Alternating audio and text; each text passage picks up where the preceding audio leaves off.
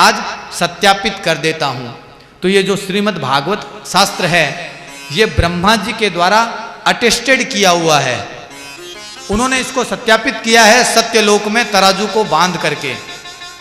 इसीलिए इस श्रीमद् भागवत कथा के जो ये सप्ताह विधि है इसमें अवश्य अपना कोई भी कीमती समय हो, आप सभी महानुभाव बड़े बड़े यज्ञों में लगे हुए हैं, बड़े बड़े व्यापार हैं आपके, लेकिन इन 7 दिनों में समय निकाल करके यहाँ पर जरूर आना, क्योंकि यहाँ पर जो फल प्राप्त होगा उसके समान आपके पास कोई दूसरा सत्कर्म है ही नहीं जो उसकी तुलना कर सके। तो नुकसान हो जाएगा, घाटा हो जाएगा, और घाटा अपने को तो पसंद नहीं है ना। इसीलिए 7 दिन का ये सप्ताह क्रम जो है आपको अवश्य सुनना है, ऐसा यह पुण्य कार्य है। श्री सूत जी महाराज कहते हैं कि ब्रह्मा जी ने इस श्रीमद् भागवत सप्ताह यज्ञ को प्रमाणित किया है। देखते ही देखते परीक्षित को मोक्ष कराने वाली ये श्रीमद् भागवत कथा है। भक्ति शून्य मनुष्य अभिमान के वश आए हुए, मोह माया के वश आए हुए, अहंकार के वशीभूत होकर के यदि कोई आया है उनके लिए फलदायी बिल्कुल भी नहीं है। यहां पर अहंकार शून्य होकर के आना है। बोले अच्छा, तो ब्रह्मा जी ने इस महात्म्य को प्राप्त किया? बोले हाँ। ब्रह्मा जी को जब पता चला कि इससे बड़ा और कोई ज्ञान नहीं है तो श्री हरि से इस ज्ञान को प्राप्त किया और अपने पुत्र को कहा। किसको? नारद जी को। और नारद जी को सनकादि ऋषि ने भी यही ज्ञान तो दिया है। बोले नारद जी को सनकादि ने भी यही ज्ञान दिया है? कहा हाँ। बोले वह कथा हमारी सुनने की इच्छा है कि नारद और सनकादि ऋषि कहाँ मिले। अब देखिए, ये श्रीमद् भागवत कथा का जो सरोवर है इसके दूसरे घाट में आते हैं। नैमिषारण्य की तीर्थ की कथा जो कि हम लोगों की कथा थी, इसको यहाँ पर विराम देकर के नारद जी के पास चलते हैं। ये जो मृत्युलोक है ना, यहाँ पर भगवान के बड़े बड़े तीर्थ क्षेत्र हैं। जैसे पुष्कर साक्षात ब्रह्मा जी का क्षेत्र है। नारद जी, सनकादि ऋषि यहाँ पर भ्रमण करने के लिए आते रहते हैं। आप और हम सभी सौभाग्य प्राप्त लोग हैं कि इस धरती पर हम रहते हैं। यहाँ पर जितने बड़े बड़े तीर्थ हैं, इन तीर्थों का सेवन करने के लिए नारद जी यदा कदा यहाँ पर आते रहते हैं। यह प्रामाणिक बात है। तो नारद जी कलयुग में भी एक बार सोचा कि बहुत समय हो गया है, सतयुग, त्रेता युग, द्वापर युग में तो मैं आता ही था, कलयुग में और घूम लेता हूँ। तो पहुँच गए पुष्कर में, और पुष्कर में पहुँच करके जो वहाँ पर श्री ब्रह्म सरोवर की स्थिति देखी तो बोले अरे बाबा, यहाँ पर कोई सफाई नहीं करते हैं। ये पुष्कर का महात्म्य है। क्या हो गया है कलयुग के मनुष्यों को? पुष्कर जैसे तीर्थ का ये हाल है। वहाँ से निकले, बोले प्रयागराज जाकर के स्नान करेंगे। प्रयागराज में वही भीड़, महाभीड़। और अभी तो एक और आ गया कि तीर्थों का शुद्धिकरण में मनुष्यों को स्नान आदि से भी वंचित कर देते हैं। बोले नहीं बाबा जी, यहाँ मत स्नान करिए, आप चलिए आगे। क्यों? सरकार का आदेश है कि घाट गंदा नहीं करना है। नारद जी वहाँ से घूम के आगे निकले, हरिद्वार पहुँचे, हरिक्षेत्र। वहाँ पर भी वही नियमावली, नाना प्रकार के भक्त बैठे हैं, मोक्ष के नाना प्रकार के कार्य बताते हैं कि नारद जी बिना धन के भगवान प्रसन्न नहीं होंगे। आप गंगा जी स्नान कर लो चाहे, लेकिन जब तक संकल्प नहीं लोगे तब तक फायदा नहीं है। बोले संकल्प कैसे लेना होगा? बोले लो दक्षिणा हाथ में। नारद जी वहां से निकल गए कि कलयुग में आकर के भूल कर दी लगता है। वहां से कुरुक्षेत्र गए, वहां पर भी लोगों की ऐसी दीन दशा देख करके किया। तीर्थों का सेवन है, तीर्थ स्थलों में गए हैं, लेकिन मन में सुख नहीं है। सेतुबंध रामेश्वर धाम में चले गए, इस प्रकार श्री श्रीरंगनाथ जी के यहाँ पर आ गए, लेकिन सभी जगह देखा कि बोर्ड लगा दिया, सामान्य दर्शन। बोले कब होगा? बोले 3 दिन रुकना पड़ेगा। और कोई विधि है? बोले हाँ विधि है, 500 रुपये दो, शॉर्टकट से दर्शन कर लो। अभी यही विधि है ना अभी सभी जगह। इस प्रकार नारद जी ने देखा कि चिंतनीय हो गए। भगवान के स्थल भी सभी यहाँ पर व्यासपीठ से अपने इस कार्य, इस कथा पर विस्तार नहीं करते हुए संक्षिप्त नहीं करते, नारद जी ने सोच लिया कि यहाँ पर सभी तीर्थों का सेवन चिंतनीय हो गया। अब तो ऐसी जगह जाएं जहाँ पर कुछ भी खर्चा न लगे, क्योंकि नारद जी के पास है क्या? एक तंबूरा और नारायण नारायण। ऐसी जगह जाएं जहाँ कीर्तन कर सकें। पहुँच गए वृंदावन धाम। वृंदावन सो वन नहीं और नंद गांव सो गांव, राधा जैसी गोपी नहीं तो कृष्ण नाम सो नाम। नारद जी वृंदावन में चले गए। बोले यहाँ पर कीर्तन करेंगे। यहाँ की तो मिट्टी मिट्टी में श्री कृष्ण भगवान है, कहाँ दर्शन करने जाना है? कहीं दर्शन करने जाने की जरूरत नहीं है। वृंदावन में आप पहुँच गए हैं, जहाँ पहुँचे हैं वहाँ की मिट्टी को उठा लेना, मुख में धारण करना, वो प्रसाद है। कहीं कतार में लगने की आवश्यकता नहीं है। वृंदावन की जो व्रज रज है ना, उससे बड़ा अमृत कहीं है ही नहीं। और कीर्तन से बड़ी कोई सेवा नहीं है। बैठ जाना कहीं भी वृंदावन जाकर के और कीर्तन करना शुरू कर देना। नारद जी ने वही करना शुरू कर दिया। अब नारद जी जब कीर्तन करने लगे तो दूर देखा कि एक स्त्री बहुत उदास है, रो रही है। आश्चर्य से थोड़ा सा समीप जाकर के देखा तो 2 वृद्ध पुरुष उस स्त्री के समीप लेटे हुए हैं और स्त्री उनके सिर पर हाथ फेर रही है, उनको पुत्र के समान दुलार कर रही है। और नाना प्रकार की सौभाग्यवती स्त्रियां वो उस स्त्री को जो कि विलाप कर रही है उसको पंखा कर रही है और आश्वासन दे रही है, देवी रो मत देवी। नारद जी को आश्चर्य लगा कि ये युवती कौन है, उसको जो पंखा जल रही है वो युवतियां कौन हैं। और सबसे बड़ा आश्चर्य कि ये पास में जो 2 वृद्ध हैं ये कौन हैं। संत को दूसरे की पीड़ा देख करके अपनी पीड़ा का भान नहीं रहता। नारद जी को अपनी पीड़ा का भान नहीं रहा। कलयुग में जो मन को असंतोष हुआ ना, वो कहीं लुप्त हो गया। संत स्वभाव है यह। संत स्वभाव कैसा है कि संत अपना सुख दूसरे को दे देता है और दूसरे का दुख देख लेता है तो अपने दुख को भूल जाता है। नारद जी उसके समीप गए तो उस युवती को भी कुछ अच्छा लगा। उसने नारद जी को प्रणाम किया, हे नारद जी, आपने कृपा की, आप यहाँ पर आकर के मेरे समीप आने से ही मुझे कुछ लाभ मालूम होता है। नारद जी ने देखा कि ये स्त्री तो अपने को पहचानती है, अब यहाँ पे कुछ ना कुछ मान सम्मान होगा।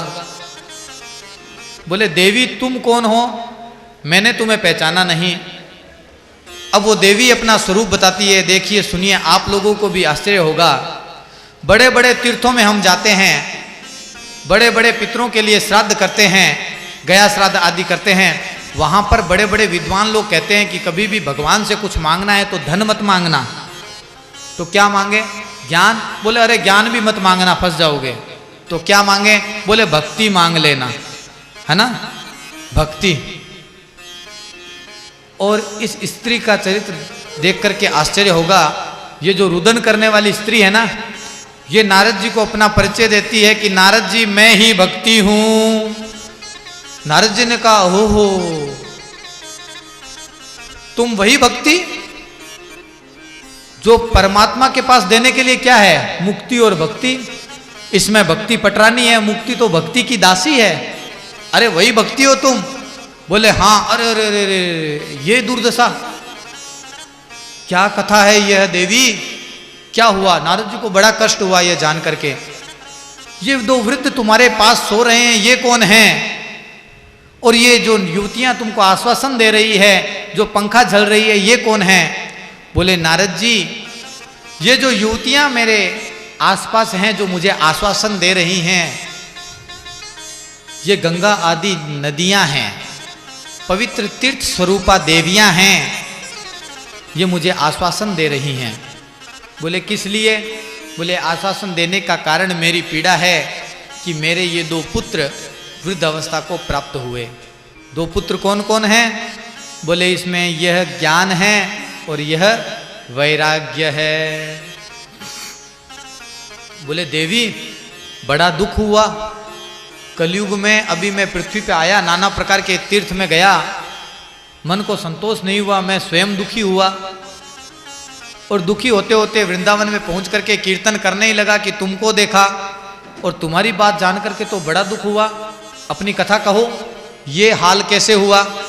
होता है ना कभी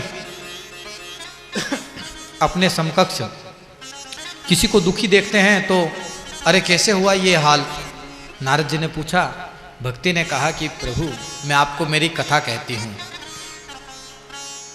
देखिए, भक्ति कहती है नारद जी से कि हे नारद जी, मैं इस कथा को ध्यान से सुनना, ये भक्ति का स्वरूप है। जो भक्ति ज्ञान वैराग्य अपने अंदर है ना, उसी भक्ति ज्ञान वैराग्य की कथा है ये। भक्ति कहती है नारद जी, मैं द्रविड़ देश में उत्पन्न हुई, ये दक्षिण भारत में, मैं दक्षिण भारत में पैदा हुई हूं। बोले फिर मैं यहां से कर्नाटक में गई तो वहां पर मैं थोड़ी वृद्धि को प्राप्त हुई, अर्थात मैं किशोरी हुई। फिर मैं थोड़ी और आगे गई तो क्वचिन महाराष्ट्रे, थोड़ी थोड़ी महाराष्ट्र में मैं वृद्धि को प्राप्त हुई। बोले फिर मैं गुजरात पहुंच गई, सौराष्ट्र। बोले गुजरात में कैसा हुआ? बोले गुजरात में वही हस्त्र मेरा हुआ जो सूर्य नारायण भगवान का होता है। देखिए, गुजरात को गुजरात क्यों कहते हैं? सूर्य नारायण भगवान जहां से उदय होते हैं वहां प्रभात होता है ना। और सूर्य नारायण जब पहुंच जाते हैं पश्चिम दिशा में तो वहां पर रात हो जाती है। तो जहां से गुजरते हुए सूर्य नारायण भगवान भी रात कर दें, वो गुजरात है, पश्चिम दिशा है, यानी ढलता समय। कभी कभी सत्कर्मों में, हम किसी भी सत्कर्म में लगते हैं ना कि आज से एक अच्छा कार्य करेंगे, उस कार्य में उस समय बहुत अच्छी प्रेरणा होती है। इसको कहते हैं प्रभात। ये प्रभात वेला होती है। जब भी पुण्य का मन में आ गया कि आज ही दान करना है, बस वो प्रभात वेला हो गई। आज किसी का लाभ करना है, प्रभात वेला हो गई। आज गौ सेवा करनी है जाकर के, प्रभात वेला हो गई। आज सुबह उठ करके माता पिता को प्रणाम करना है, महाराज जी की कथा में बहुत सुना है, ये प्रभात वेला हो गई। कुछ दिन करना भी शुरू किया क्योंकि महाराज जी ताजा ताजा आए थे, कुछ लोगों को अभी जर्दा छुड़ा करके गए थे, है ना। तो वो प्रभात वेला थी कि ताजा ताजा छुड़ाया, अभी सूर्योदय हुआ है। थोड़े दिन करने लगे, बोले कोई विशेष फल नहीं हुआ, कोई विशेष लाभ नहीं हुआ। धीरे धीरे मन उदास होने लगा, बोर होने लगा। और जिस प्रकार सूर्यास्त हो जाता है ना, उसी प्रकार उस इच्छा का भी अस्त हो गई, वो इच्छा भी अस्त हो गई। तो ये भक्ति की उत्पत्ति की कथा अब मैं कहता हूं कि भक्ति गुजरात में वृद्धि कैसे हुई। सुनिए, दक्षिण भारत में ये आचार्यों की नगरी है। यहां पर आचार्य पैदा हुए, भोले भाले लोग भगवान का नाम जानते हैं, भगवान के मंदिर में जाना जानते हैं, जिसी भी प्रकार से पूजा हो जाए कर ली, ज़्यादा प्रकार के प्रपंच में नहीं रहते हैं। और सभी यहाँ के रहने वाले लोग तो जानते हैं क्योंकि ये दक्षिण प्रदेश ही है।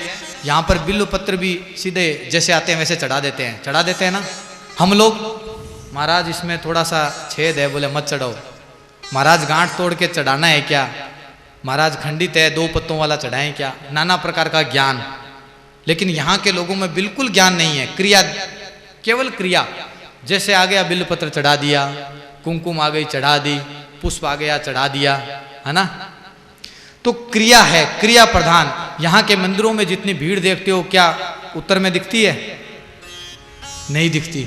ये क्रिया प्रधान है। यहाँ के लोग भोले वाले हैं, जो काम करना है वो करना है।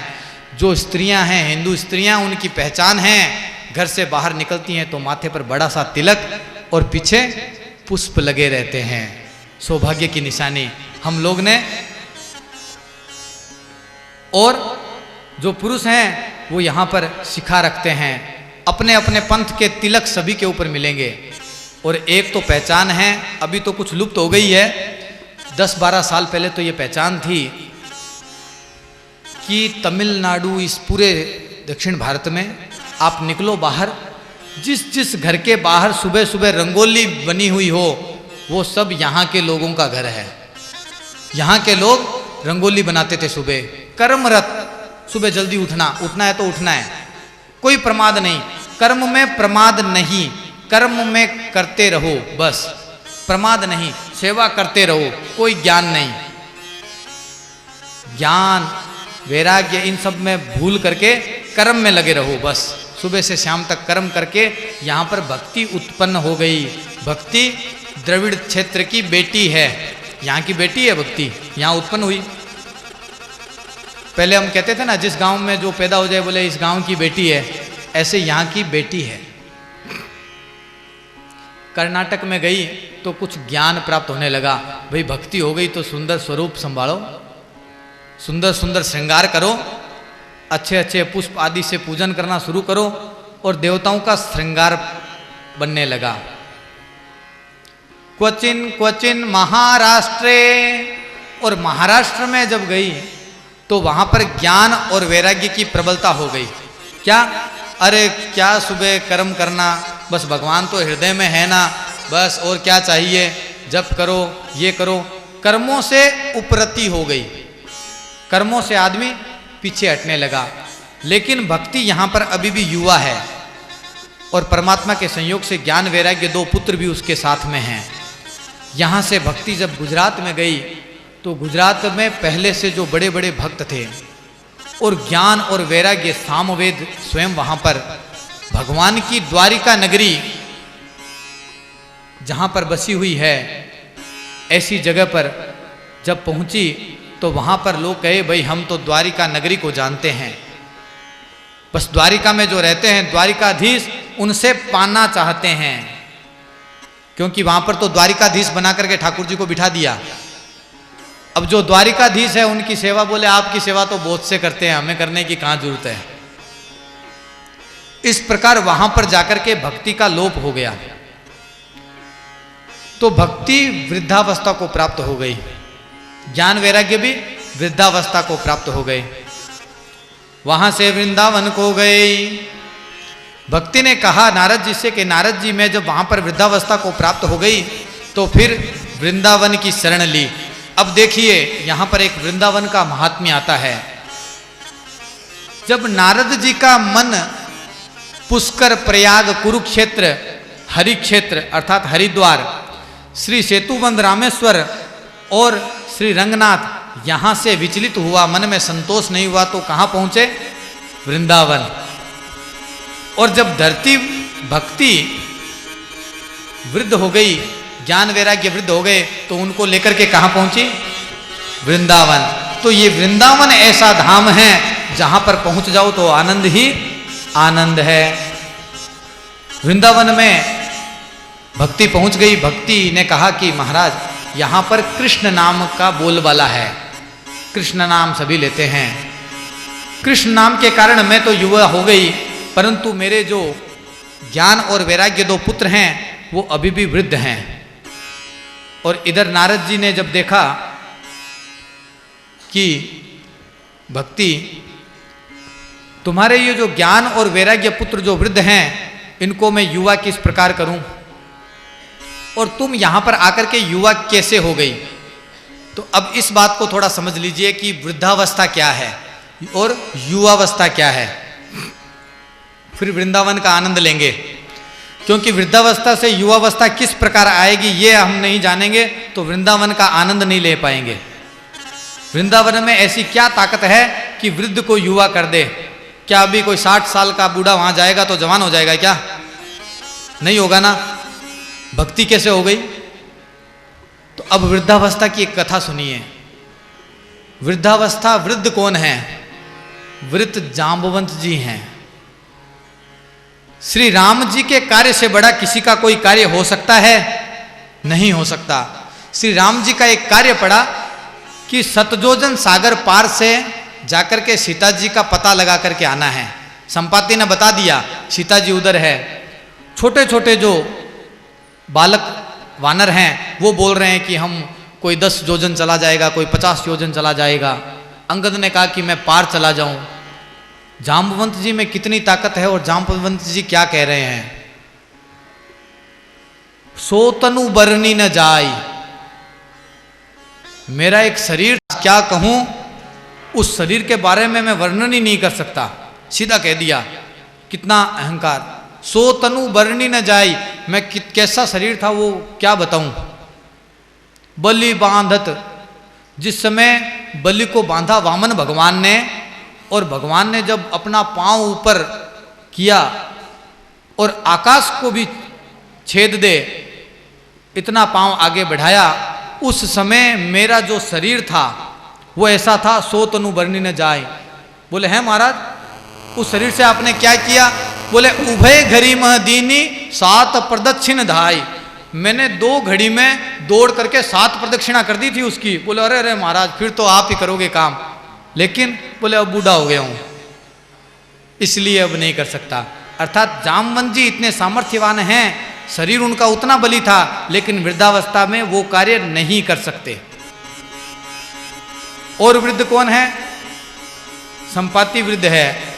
बोले मैं वृद्ध हो गया, नहीं तो कोई ना कोई सहायता कर देता, देख करके बता सकता हूं। वृद्ध कौन था? जटायु भी वृद्ध था। जटायु वृद्ध नहीं होता तो सीतारण्य नहीं होता, रावण को वहीं हरा देता। वृद्ध था। जाना जरठ जटायु एहा, मम कर तीरथ त्याग ही देहा। रावण ने कह दिया बूढ़ा हो गया तू। तो बूढ़ापन क्या है? असमर्थता। बूढ़ापन है असमर्थता। इसको देखना। भक्ति वहां पर जाकर के जो शाब्दिक अर्थ है ना, कोई सफेद केस नहीं आ गए थे भक्ति के, या भक्ति 60 साल की नहीं हो गई थी। गुजरात में असमर्थ हो गई थी भक्ति। ज्ञान वैराग्य बूढ़े नहीं हो गए, असमर्थ हो गए। असमर्थता जो है वो बुढ़ापा है। असमर्थता का क्या कारण है? बोले असमर्थता का कारण यह है अवहेलना। जब कोई किसी की अवहेलना करे और आदमी से कोई कार्य नहीं ले तो वो व्यक्ति पड़ा पड़ा असमर्थ हो जाता है। संसार की सबसे महंगी गाड़ी आप लेके आके आ जाओ और उसको चलाओ मत, 1 साल 2 साल उसको पड़ी रहने दो, वो असमर्थ हो जाएगी, वो आपके किसी कार्य की नहीं रहेगी। इस प्रकार प्रत्येक चीज को काम में लेते रहो। इस शरीर को भी काम में लेते रहो। इस शरीर को काम में नहीं लोगे तो ये शरीर भी असमर्थ हो जाएगा। इस शरीर की भी कभी अवहेलना मत करना। आलस्य जो है इस शरीर की अवहेलना है। अवहेलना पाप है। घर में माता पिता है, उनकी अवहेलना मत करना, नहीं तो वो वृद्ध हो जाएंगे। अवहेलना नहीं करोगे तो माता पिता युवा रहेंगे। वो अवहेलना तभी करेंगे, जब अवहेलना करेंगे तभी वृद्ध होंगे वो। तो जब वहां पे भक्ति पहुंची गुजरात में, तो वहां पर द्वारिकाधीश की छटा है।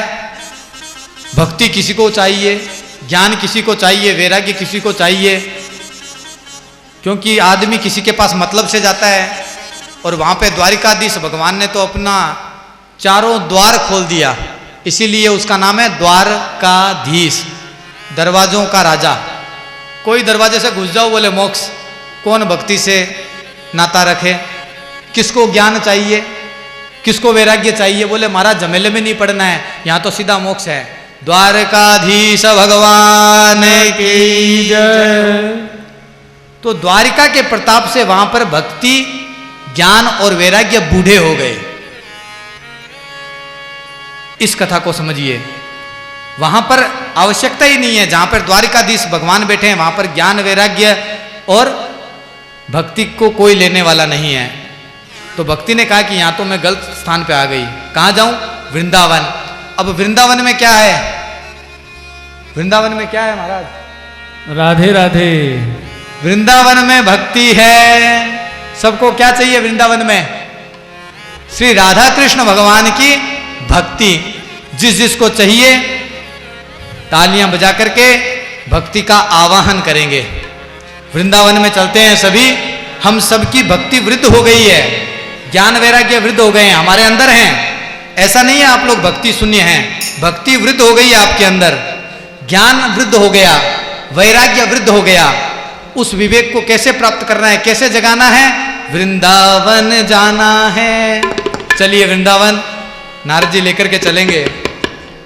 राधे राधे गोविंद गोविंद राधे, राधे राधे गोविंद गोविंद राधे, राधे राधे गोविंद गोविंद राधे, गोविंद राधे गोपाल राधे, राधे राधे गोविंद गोविंद राधे, राधे राधे गोविंद गोविंद राधे, राधे राधे गोविंद गोविंद राधे, राधे राधे गोविंद।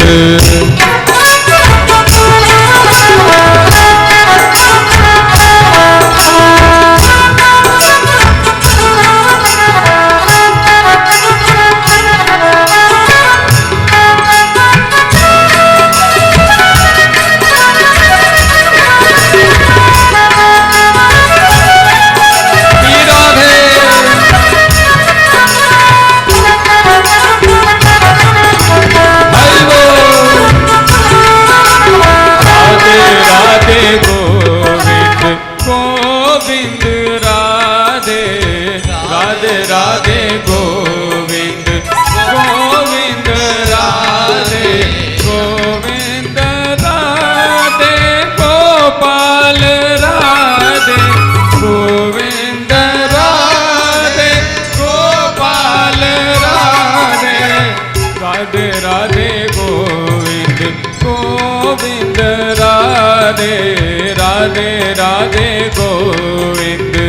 गोविंद राधे, गोविंद राधे गोपाल राधे, गोविंद राधे गोपाल राधे, राधे राधे गोविंद गोविंद राधे, राधे राधे गोविंद गोविंद राधे।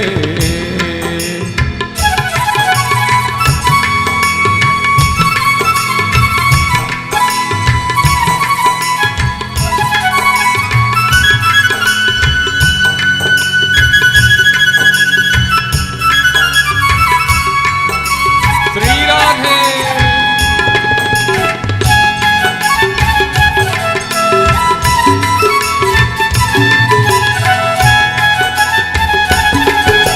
राधे राधे गोविंद गोविंद राधे, राधे राधे गोविंद गोविंद राधे, गोविंद राधे गोपाल राधे, गोविंद राधे गोपाल राधे, राधे राधे गोविंद गोविंद राधे, राधे राधे गोविंद गोविंद राधे, राधे राधे गोविंद गोविंद राधे, राधे राधे गोविंद गोविंद राधे, गोविंद राधे गोपाल राधे, गोविंद राधे गोपाल राधे, राधे राधे गोविंद गोविंद राधे, राधे राधे गोविंद गोविंद राधे, राधे राधे गोविंद गोविंद राधे, राधे राधे गोविंद गोविंद राधे। वही राधा कृष्ण भगवान की जय हो। वृंदावन में भक्ति युवती हो गई, नृत्य करने में सक्षम है, सुंदर रूप स्वरूप प्राप्त है, मन में उल्लास भी पूर्ण है और समर्थ भी है। युवती हो गई ना, समर्थ है, लेकिन फिर भी ज्ञान वैराग्य नहीं उठा पा रही है उनको। समर्थ है तो ज्ञान वैराग्य क्यों नहीं जागृत हो पा रहे हैं? भक्ति अगर युवती हो गई और भक्ति ही अगर समर्थ है तो ज्ञान वैराग्य अब क्यों नहीं उठ रहे? भक्ति तो युवती हो गई, समर्थ भी हो गई, ज्ञान वैराग्य को नहीं उठा पा रही, रुदन कर रही है। नारद जी ने कहा ये तो आश्चर्यचकित बात है। ध्यान दिया, कुछ समय नेत्र बंद किए, श्री भगवान से तारतम्य बैठाया, कहा प्रभु ये क्या लीला है? आपकी परम कृपा जो भक्ति मनुष्यों को सुलभ है, वो भक्ति आज अक्षम कैसे है? युवती हो गई है वृंदावन में आकर के, फिर भी ज्ञान वैराग्य पुत्रों के लिए वो रुदन कर रही है। तो भगवान ने प्रेरणा की, बात पूरी समझाई। नारद जी ने आंखें खोली, भक्ति से कहा अरे भक्ति चिंता मत करो, अब मेरे को बात समझ में आ गई है। क्या ही है? बोले देखो क्या है कि यहाँ पर वृंदावन में तुम आ गई हो, यहाँ पर भक्ति का गुणगान है, सबको भक्ति चाहिए, राधा कृष्ण भगवान की भक्ति चाहिए। यहाँ पर भक्ति की अवहेलना नहीं है, इसीलिए तुमको देख करके लोग आओ आओ ऐसा कर रहे हैं, उस मान से तुम युवती हो गई। परंतु यहाँ पर अभी भी ज्ञान वैराग्य को प्राप्त करने वाले कोई नहीं हैं। ज्ञान वैराग्य की इच्छा कोई करना ही नहीं चाहता। वहाँ पर आप जाकर के उनको क्या समझाएंगे? श्री कृष्ण भगवान के दूत उद्धव जी वो गए समझाने के लिए, और क्या हुआ? कान पकड़ करके वापस आ गए। ज्ञान और वैराग्य की बातें उनके समझ में नहीं आती। तो वृंदावन वाले लोग तो वो हैं। तो यहाँ पर ज्ञान और विवेक, ज्ञान और विवेक की अवहेलना है, इसलिए ये ज्ञान और विवेक यहाँ पर पड़े हैं, लेकिन इनमें वृद्धता नहीं है। नारद जी ने ध्यान लगा करके कहा। तो श्रीमद् भागवत के महात्म्य में जो स्कंद पुराण में है, उसके प्रथम अध्याय के 58वें श्लोक में कहा है, धत्ते धैर्यम स ये धीमान, के भक्ति तुम धीरज रखो और इनको भी धैर्य उठाने की क्षमता दो कि ये भी थोड़ा धीरज रखें। देखिए संसार में कभी भी हमारी अवहेलना हो तो उस समय धैर्य अवश्य रखना। धैर्य इस कलयुग में जो रखेगा उसको भक्ति ज्ञान और वैराग्य प्राप्त होगा। अब वहीं पे प्रथम घाट की कथा में आ जाते हैं। सोनक आदि 88,000 ऋषिगणों की तकलीफ क्या थी कि महाराज हमको मालूम है गुस्सा नहीं करना चाहिए, फिर भी गुस्सा आता है, तो इसका उपाय क्या है? बोले दत्ते धैर्यम, धैर्य रखो, गुस्सा नहीं करो। गुस्सा आएगा लेकिन दत्ते धैर्यम, धैर्य रखो, ये दवाई है, नारद जी ने दी है। बोले महाराज दुखी हो गए, सच के मार्ग में चलते हैं तो बस हमेशा गलत ही गलत होते हैं। बोले दत्ते धैर्यम, धैर्य रखो, ये कष्ट का मार्ग है। जिसने धीरज रखा उसका मायरा भरा है भगवान ने आके, और जिसने धीरज नहीं रखा उनको कुछ नहीं मिला। उनके ज्ञान वैराग्य बूढ़े हो जाएंगे, जेब में पड़े पड़े भार ढोते रहो ज्ञान और वैराग्य का। धत्ते धैर्यम, धैर्य रखना। देखिए भक्ति कई प्रकार की है, मातृभक्ति, पितृभक्ति, भ्रातृभक्ति, देशभक्ति, समाज भक्ति, है ना, ये सभी भक्तियां हैं। नवदा भक्तियां में ये नहीं है, नवदा भक्तियां अन्य हैं, उनके बारे में इसी के बाद में बात करेंगे। पहले भक्ति का स्वरूप जान लो कि भक्ति कौन सी उत्तम है। देशभक्ति उससे छोटी है। सबसे पहले अपने अपने निज शरीर की भक्ति, ठीक है, स्वभक्ति। स्नान करो, शरीर का ध्यान रखो, अपने देह की चिंता रखो, है ना। फिर उसके बाद में अपने परिवार की भक्ति, जिसको कहते हैं कि 8वां वार है परिवार, है ना। 7 वारों की पूजा और व्रत करो और 8वें वार की पूजा और व्रत न करो तो कुछ नहीं मिलता, उसी परिवार में दुखी रहते हैं। तो ये 8वां वार है परिवार, परिवार की भक्ति। परिवार की भक्ति में सभी आ जाता है, भ्रातृ भक्ति, मातृ भक्ति, पितृभक्ति, गुरु भक्ति। उसके बाद में समाज में आ जाओ, समाज भक्ति। उसके बाहर आओ, देश भक्ति। देश भक्ति कहाँ तक है? जहाँ तक हमारा देश है। पहले कभी था अरब देशों तक, धीरे धीरे देश भक्ति भी छोटी होती जा रही है। अभी कहाँ तक है? कश्मीर से लेके केरला तक, इधर महाराष्ट्र से लेके बंगाल तक, इतनी देशभक्ति है, क्योंकि उसके बाद अपना देश ही नहीं बचा। तो जितनी भी भक्तियां हैं उनका एक आकार है। केवल भगवान की भक्ति है जो निराकार है, अनंत है, करते जाओ करते जाओ करते जाओ। भगवान की भक्ति के अंदर देशभक्ति भी है, भगवान की भक्ति के अंदर परिवार भक्ति भी है, भगवान की भक्ति के अंदर समाज भक्ति भी है, भगवान की भक्ति के अंदर स्वभक्ति भी है। भगवान की भक्ति करनी है, बाकी सभी भक्तियों को गौण कहा गया है। परिवार की भक्ति करने वाला भी गलत हो सकता है। जिस प्रकार वाल्मीकि था, परिवार की भक्ति करता था ना, पाप करके धन कमा के परिवार को देता था।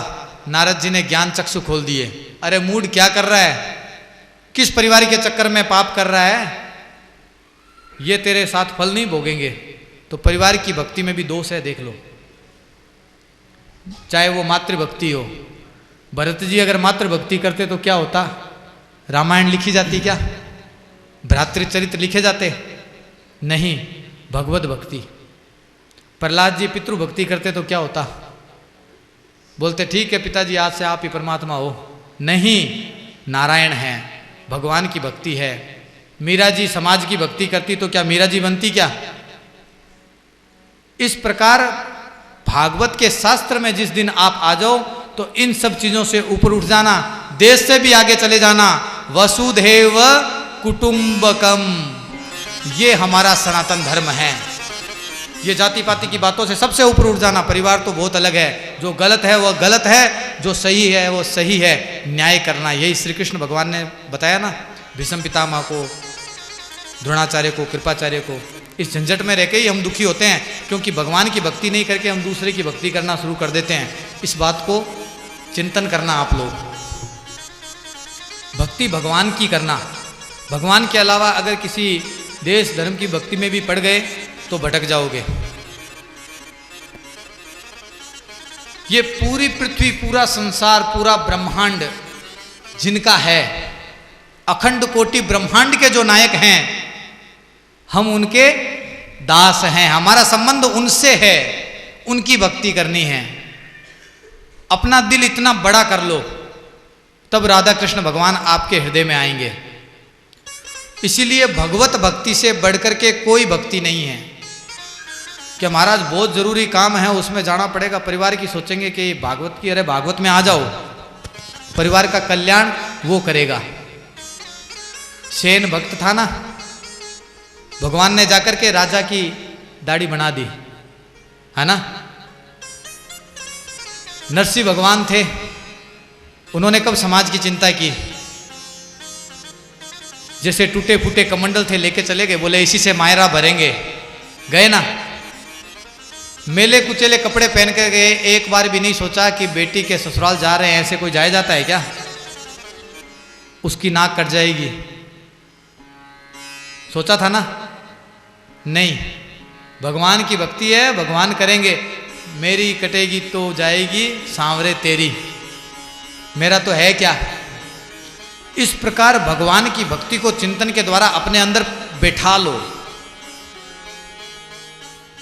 इन सब भक्तियों से बढ़कर के यह भक्ति है। मेरे को किसी ने कुछ समय पहले ही प्रश्न किया था कि भगवान देश भक्ति के बारे में बोलना। मैंने कहा कौन सी देश भक्ति के बारे में बोलूं? आज से हजारों साल पहले जो हमारा देश था उस देश की भक्ति के बारे में बोलूं, या 50 साल पहले जो देश था उस देश की भक्ति के बारे में बोलूं, या आज जो देश है उस देश